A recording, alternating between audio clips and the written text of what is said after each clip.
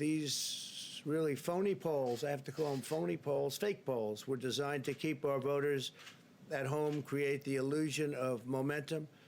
They were what's called... I'm sure that if you went back in prehistoric times, that you'd find disinformation in hieroglyphs. Disinformation is designed to seep through the cracks.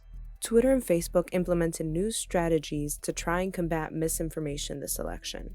Twitter continued to label tweets they believe violated civic integrity and violent threats policies.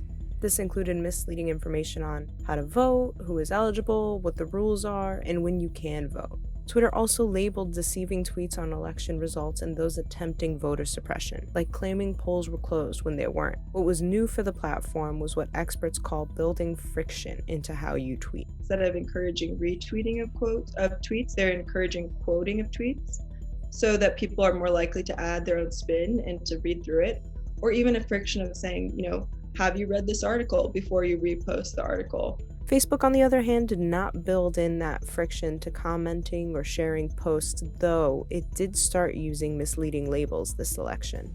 The initial thoughts among some experts is that Twitter's overall strategy worked better than other platforms, but it's important to note that platforms will not be able to keep up this pace of pushback on misinformation, and experts are skeptical that labels have done anything to combat organized misinformation campaigns.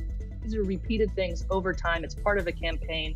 It's resonating across channel, across platform. There's an audience that's already primed to believe it. So, at this point, no matter how fast they take action and no matter what labels they put on, those messages are getting out and they're landing in a soft audience who's going to just soak it up because it's telling them what they want to hear. However, researchers cannot measure how effective Facebook and Twitter's labels have been in and of themselves.